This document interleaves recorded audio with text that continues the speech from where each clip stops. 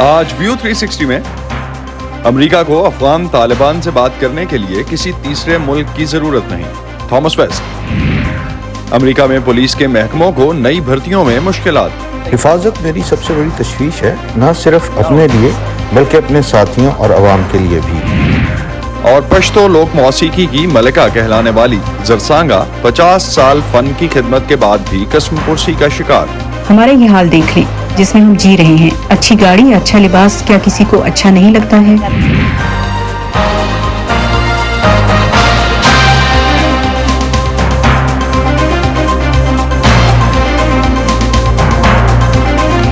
Voice of America کے Washington studios میں آپ سب کو خوش آمدید. آپ دیکھ رہے ہیں پروگرام ویو 360 اور میں ہوں اسد اللہ خالد.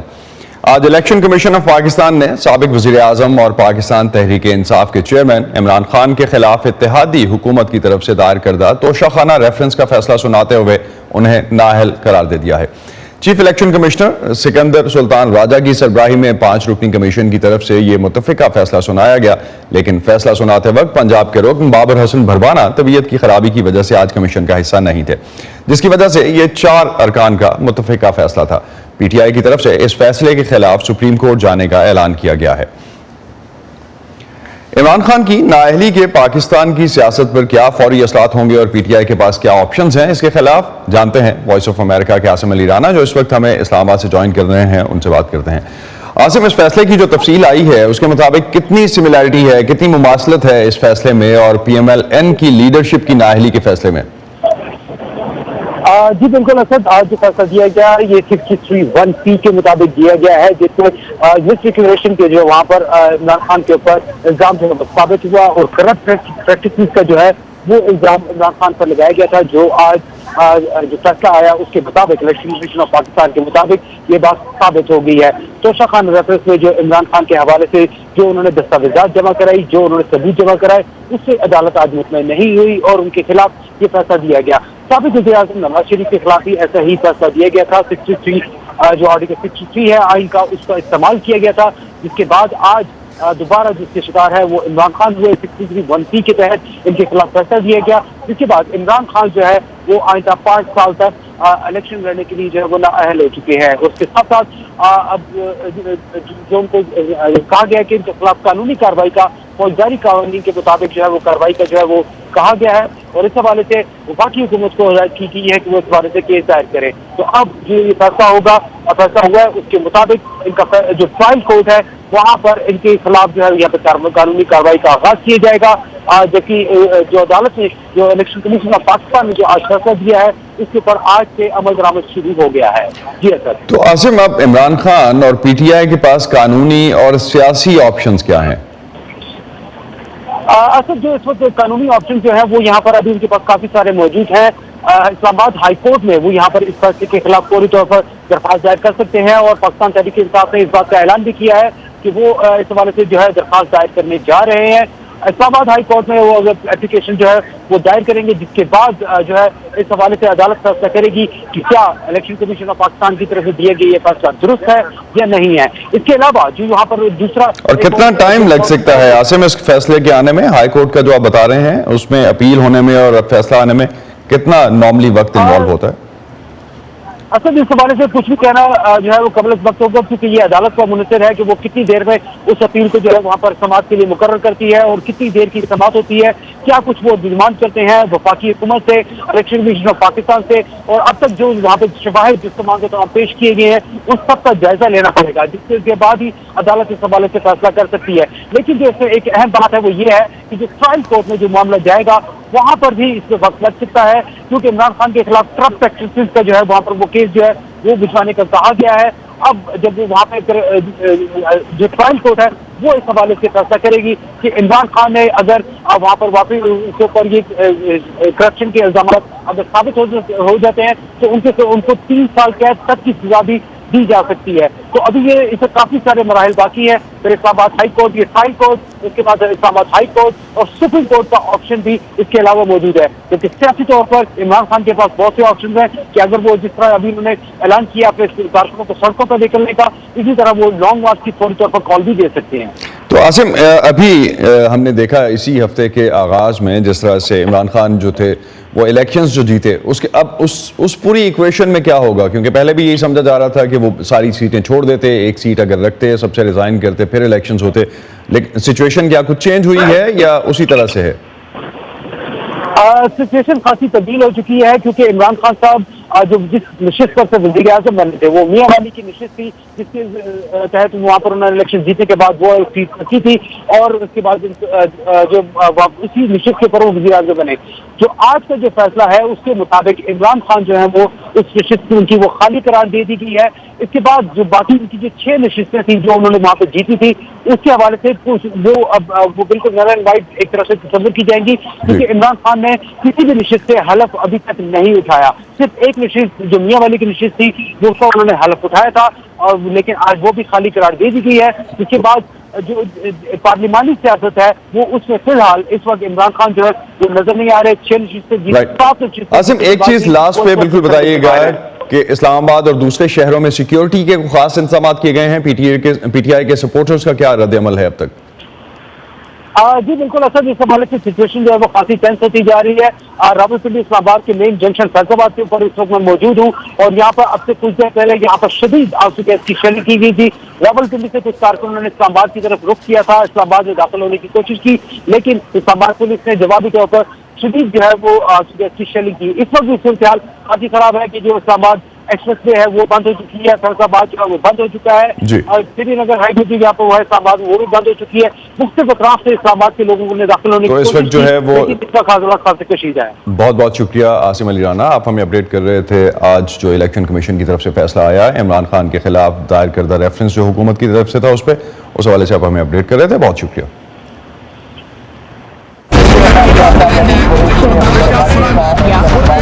خبروں کے پیچھے نہیں بھاگتے, ہم کہانیاں ڈھونڈتے ہیں, عام لوگوں کی خاص کہانیاں. میں کوئی ان سے الگ مخلوق تو نہ تھی, تو کیوں نہ میں ایک ایسا کام کروں کہ جس میں میں مہارت حاصل کروں, اور وہ نیکی کیا ہو, جو چھوٹی چھوٹی کوششوں سے بدل رہے ہیں بے شمار زندگیاں. مجھے جب بھی ضرورت ہوئی مجھے انہوں نے ماشاءاللہ قرضہ دیا اور میرا کاروبار بہت اچھا چلا. لا رہے ہیں اپنے ارد گرد بڑی تبدیلیاں. اکثر جو یہاں بچے ہیں نا وہ بھیک مانگنے والے بچے ہیں, اور جب یہ بچے اسکول میں آئے تو بہت سارے بچے خوش ہو رہے ہیں.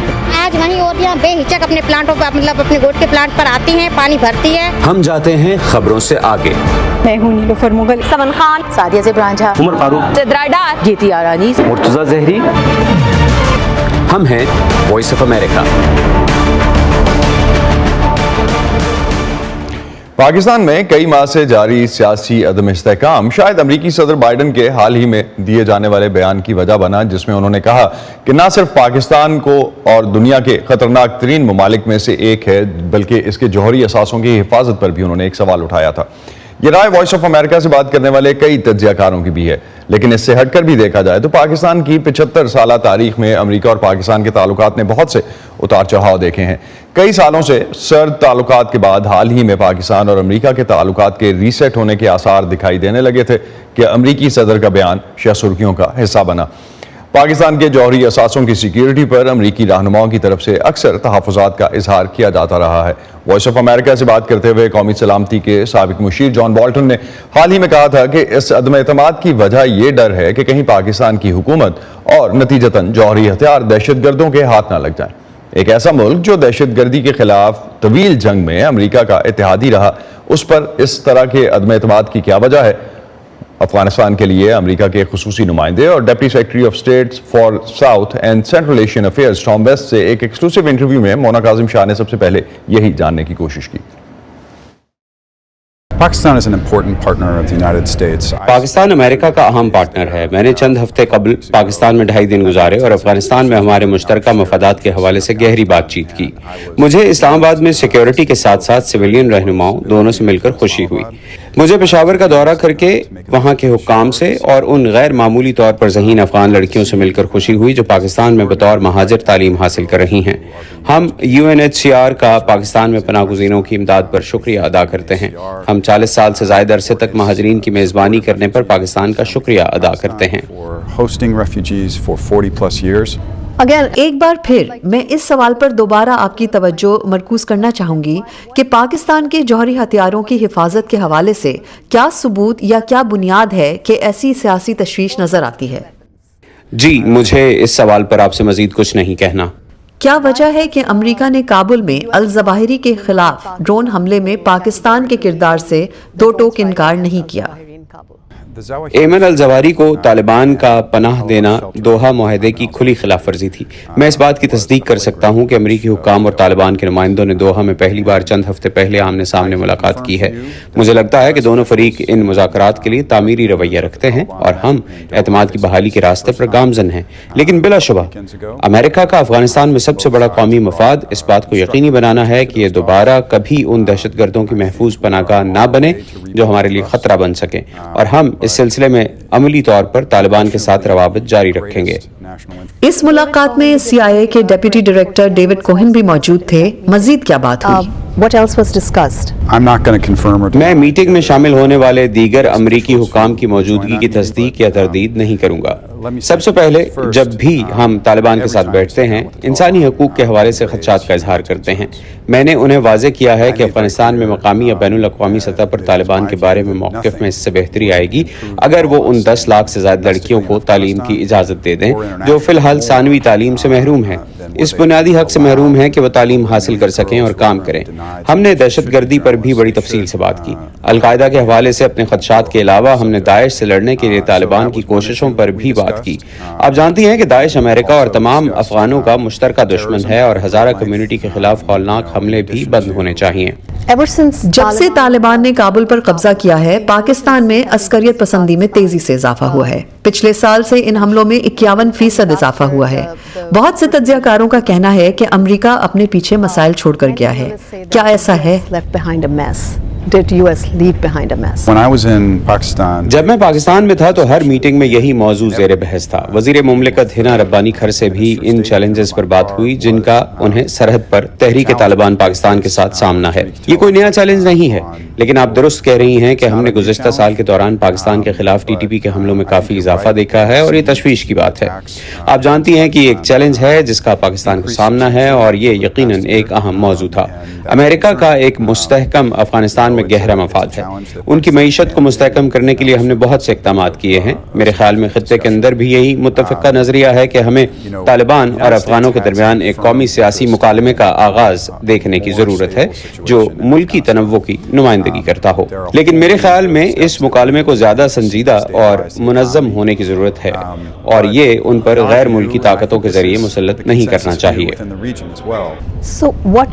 तो आपको तालिबान से किस यकीन दहानी की जरूरत है? जैसा कि आपने कहा कि खित्ते में दाइश या अलकायदा से लड़ने के लिए मुश्तरका कोशिश की जाएगी, तो क्या हम मुस्तकबिल में अमेरिका और तालिबान के दरमियान किसी किस्म की शराकत दारी देखेंगे? The US and the Taliban? मुझे नहीं लगता कि अमेरिका और तालिबान के दरमियान ऑपरेशनल सतह पर कोई शराकत दारी होगी। मेरे ख्याल में तालिबान ने वाज़ेह कर दिया है कि ये उनकी लड़ाई और कोशिश है और वो दोहा मुआहदे में बयान करदा अपने वादों को पूरा करेंगे ताकि इस बात को यकीनी बनाया जा सके कि दहशतगर्द अमेरिका या हमारे इत्तेहादियों को निशाना ना बनाएं। So it stops there. तो ये बात सिर्फ अमेरिका तक आकर रुक जाती है?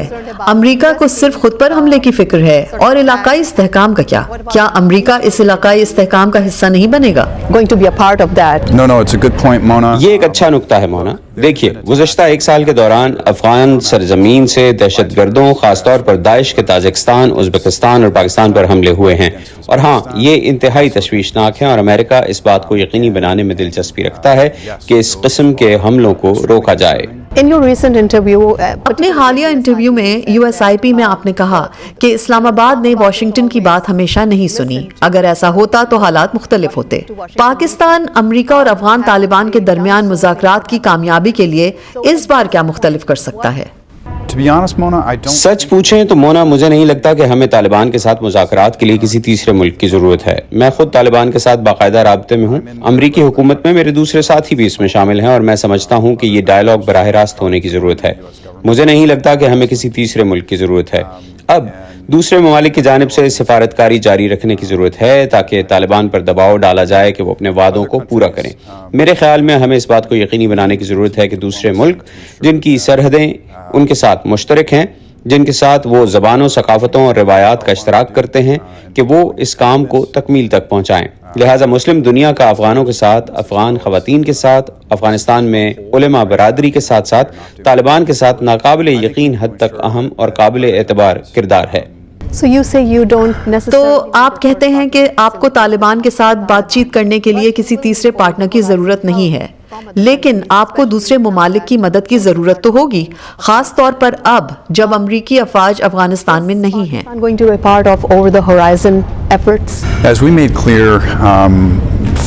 जैसा कि हमने मुल्क से अपने फौजी इनखला की तकमील के बाद अगस्त 2021 में वाज़े कर दिया था कि हमने खत्ते में अपनी सलाहियतों को असर नौ तरतीब दिया है ताकि इस बात को यकीनी बनाया जा सके कि दहशतगर्द दोबारा कभी भी अमेरिका या हमारे तहादियों पर हमला ना करें। अब एमन अल जवाहिरी की हलाकत से वाज़े है कि हमारे पास अमरीकियों की हिफाजत की सलाहियत है। इसका यह मतलब नहीं कि हम चौकस नहीं हैं, ना हम ये समझते हैं कि काम खत्म हो गया है। हमारी कोशिशें जारी रहेंगी।